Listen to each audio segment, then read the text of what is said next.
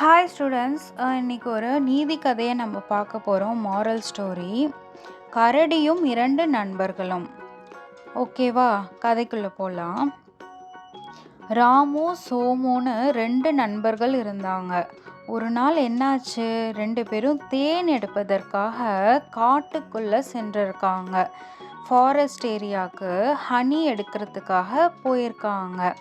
அப்போது என்ன ஆச்சுன்னா, அவங்களுக்கே எதிர்பார்க்காத நேரத்தில் ஒரு கரடி அவங்கள நோக்கி ஓடி வந்திருக்கு. திடீர்னு கரடியை ஓடி வரதை பார்த்ததும் அவங்களுக்கு என்ன பயத்தில் பண்ணுறதுன்னே தெரியாமல் ஓட ஆரம்பிச்சிட்டாங்க. அப்போ என்னாச்சு, கரடியும் அவங்கள துரத்த ஆரம்பிச்சிருச்சு. அவங்க ராமு சோமுவை இவங்க ரெண்டு பேரும் ஓடினதும் அவங்கள துரத்திட்டு கரடியும் அவங்கள துரத்திட்டு ஓடுது.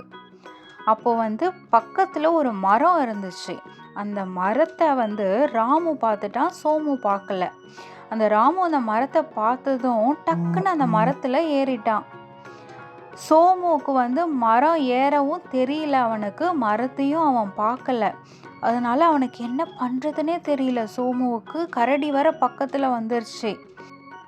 இறந்தவன் போல் நடித்தால் கரடி தன்னை கொல்லாது என்ற யோசனையோடு தரையில் விழுந்து மூச்சை அடக்கி கொண்டான் சோமு. என்ன சொல்கிறாங்க இங்கே? சோமு என்ன பண்ணா, கரடி டக்குன்னு பக்கத்தில் வந்ததுமே என்ன பண்ணுறதுன்னு அவனுக்கு தெரியல. அப்போது ஒரு ஐடியா அவனுக்கு தோணுச்சு. சரி, நம்ம தரையில் அப்படியே படுத்துட்டு மூச்சு விடாமல் அமைதியாக அசையாமல் நம்ம படுத்திருப்போம்.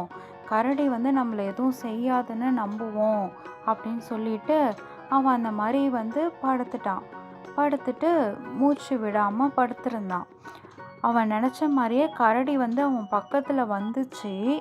காதருகே சென்று நுகர்ந்து பார்த்தது. அவனுக்கு மூச்சு இருக்கா, அவன் உயிரோடு இருக்கானா, அவனுக்கு அசைவு இருக்கா அப்படின்னு அவனை ஸ்மெல் பண்ணுச்சு. பக்கத்தில் அவன் இறந்தவன் போல் நடித்ததுனால அதை நம்பிருச்சு கரடி. சரி, இவன் உயிரோடு இல்லை அப்படின்னு சொல்லிட்டு கரடி அவனை பார்த்துட்டு நுகர்ந்து பார்த்துட்டு போயிடுச்சு.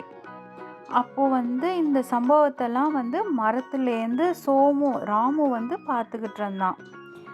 அந்த ராமு என்ன பண்ணா, கரடி போயிடுச்சு அப்படின்னு சொல்லிட்டு இறங்கி அவன் ஃப்ரெண்டை பார்க்க வரான்.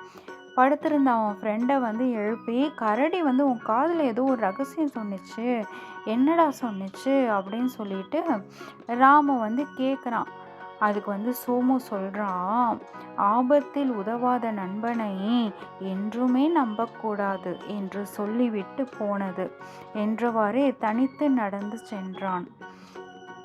அப்போ சோமு என்ன சொன்னா, இந்த மாதிரி அவனுக்கு ஹெல்ப் பண்ணலை ராமு. அவன் கரடியை பார்த்ததும் மரத்து மேலே அவன் ஏறி உட்காந்துக்கிட்டான். அவன் ஃப்ரெண்டுக்கு அவன் ஹெல்ப் பண்ணலை. கை கொடுத்து தூக்கி விடணுமா இல்லையா, வாடா நீயும் வாடா மரத்தில் ஏறி உட்காந்துக்கோன்னு. அவனுக்கு மரம் ஏற தெரியலனாலும் அவனுக்கு அவன் ஹெல்ப் பண்ணியிருக்கணும். பட் ஆனால் ஹெல்ப் பண்ணாமல் கரடியை பார்த்ததும் அவன் மட்டும் மரத்தில் ஏறி உட்காந்துக்கிட்டான். ஸோ அதை தான் அவன் இவனுக்கு ஹெல்ப் பண்ணலைங்கிறத தான் அவன் இன்டைரக்டாக சொல்கிறான். நான் கஷ்டப்பட்டேன், ஆபத்தில் நான் டேஞ்சரில் இருந்தேன், ஆனால் நீ எனக்கு ஹெல்ப் பண்ணலை, அதை தான் கரடி சொல்லிட்டு போச்சுங்கிற மாதிரி அவன் ஃப்ரெண்டுக்கு அதை ஒரு மெசேஜாக அவன் சொல்கிறான். நீ என்னை காப்பாற்றலை, நீ என்னை சேவ் பண்ணணும்னு நினைக்கல அப்படின்னு சொல்லிட்டு, இப்படிப்பட்ட ஒரு நண்பனே தேவையில்லை அப்படின்னு சொல்லிட்டு சோமு அந்த இடத்துலேருந்து நகர்ந்து சென்றுட்டான். அங்கேருந்து அவன் வீட்டுக்கு போயிட்டான். அதான் இதுலேருந்து என்ன நீதி தெரியுதுன்னா, ஆபத்தில் உதவாதது நட்பல்ல, ஆபத்தில் உதவாதது நட்பல்ல. கண்டிப்பாக உங்கள் ஃப்ரெண்ட்ஸுக்கு நீங்கள் ஹெல்ப் பண்ணணும். ஏதாச்சும் அவங்க ஒரு ஆபத்தில் இருக்காங்க, ஆர் ஏதாவது ஹெல்ப் தேவைப்படுது அப்படின்னா அவங்களுக்கு நீங்கள் ஹெல்ப் பண்ணணும். சரிங்களா? இந்த மாதிரி ஸ்கூல்லையே ஏதாச்சும் பென்சில் டீச்சர் சொல்லிக் கொடுக்கும்போது பென்சில் இல்லை, ஆனால் உங்ககிட்ட 2 பென்சில் இருக்குன்னா நீங்கள் ஒரு பென்சில் உங்கள் ஃப்ரெண்டுக்கு கொடுத்து ஹெல்ப் பண்ணலாம். ஸோ இந்த மாதிரி வந்துட்டு நீங்களும் உங்களால் முடிஞ்ச ஹெல்ப்பை உங்கள் ஃப்ரெண்ட்ஸுக்கு பண்ணுங்கள். தேங்க்யூ.